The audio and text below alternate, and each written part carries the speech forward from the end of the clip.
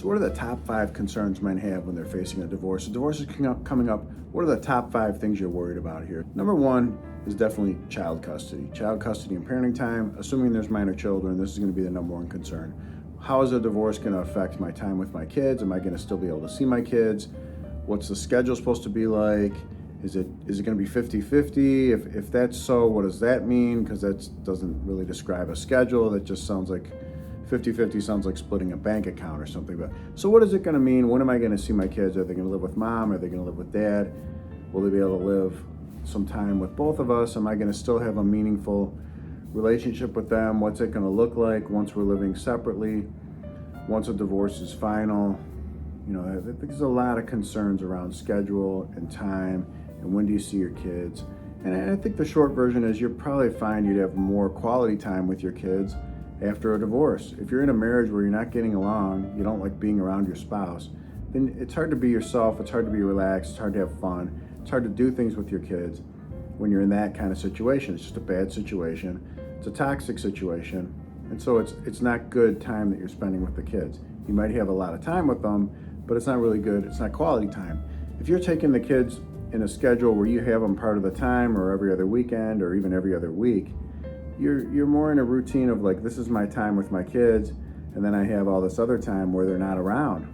So you're more likely to spend actual time with them, do things with them. And I think that's what men find, or people just in general find after a divorce is final, is that the relationship and the time that they have with their kids changes, but it's not necessarily for the worse. If they were in a, look, if you're in a marriage that you can't do, this isn't gonna work, you can't stay with this person, then that's not an option. Staying together in a bad marriage is never good for kids, right?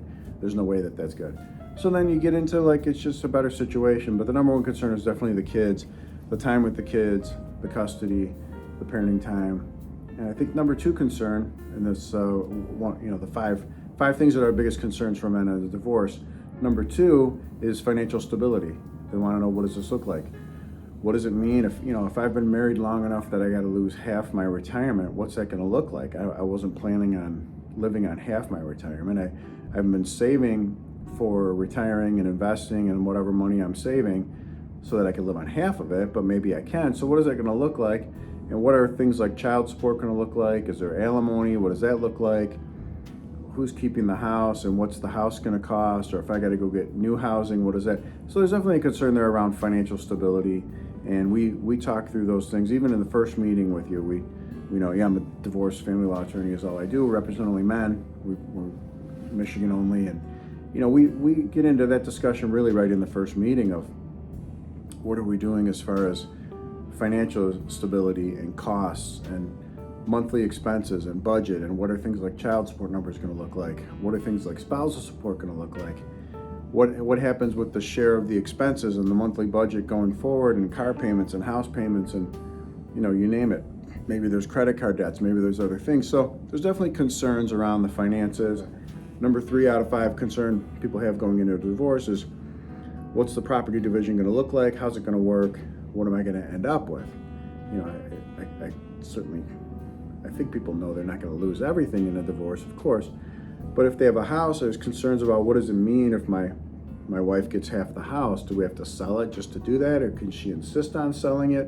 And so we walk through those types of scenarios with you typically in the first meeting. But in general, a house, you could sell it, you could keep it, or your wife could end up keeping it. So, but you got to figure out what the other person's going to end up with.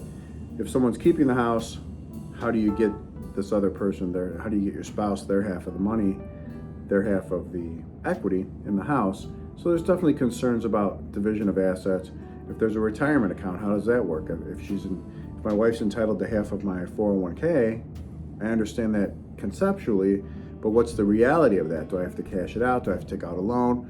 What do I have to do? And so we try to get those issues out of the way, because there's definitely concerns about all of that and a lot of worry about those sorts of things. And we do other videos on these. There's a video that talks about dividing retirement accounts that I've done some question and answer on that kind of stuff, dividing houses. There's separate videos on all these. But the big picture idea is, how do you divide things in a fair way? How do you make sure that we both have what we need going forward? And then number 4 on this list of top 5 things people are concerned about with divorce is just emotional stability and mental well-being. How do I get through this divorce and get to the end of it and still manage to keep my life and keep my job and keep my relationship with my kids? And how do I not just have this totally affect every little part of my life? And that can be a tough thing. And the answer is you want to do it the right way. First of all, you want to be informed. The more you know about it, the better you feel about it. If you're going for cancer treatment, you want to know all about it. If you're having some minor surgery or something, you want to know all about it going in, and then you're not so worried. When you don't know anything about it, it's easy to get fearful. It's easy to be more worried about it. So the well-being is just getting good advice early on, getting coaching. There's divorce coaches. A divorce lawyer can certainly run through a lot of things with you initially on this. And so it's good to do all that early on. The more you know, the better. Look at the YouTube. We have tons of YouTube videos that cover every topic you can imagine. So, you want to look at those things. You want to get a sense of what this looks like. What do you expect out of it?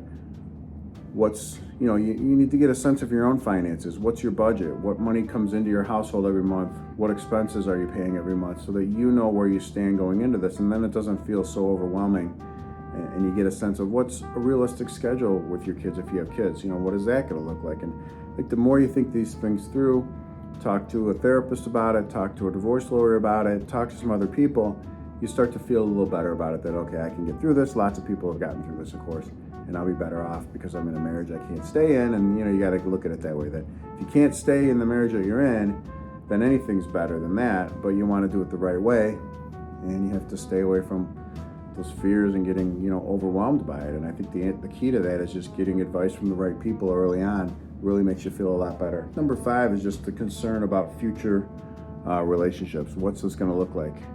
Am I going to be alone the rest of my life? And I'm only 40 and I'm getting divorced. I'm going to be alone the rest of my life. Or if not, what does that look like? Do I have to worry about, how this affects my finances? How it affects my kids? Can I have somebody new around the kids after I've been divorced? And so I think there's a lot of worry about what's future relationships, or what does this mean? You've been married a long time. Now you're not really part of your wife's family anymore. I mean, that's something to think about too. It's a consideration too, that you want to look at. Well, what does this mean? How am I going to do this going forward? And you have to just figure it out really one step at a time. But there's a lot of concern. I think number 5 on this is concerns about future relationships. The ones that are being severed, the ones I'm leaving behind, my wife and her family, and then the future ones of who am I going to meet? How am I going to build another? How do you trust somebody again after all this? Well, again, I think that goes into talking to a therapist, doing some self-help, getting a sense of what you're looking at, and then it doesn't feel so overwhelming.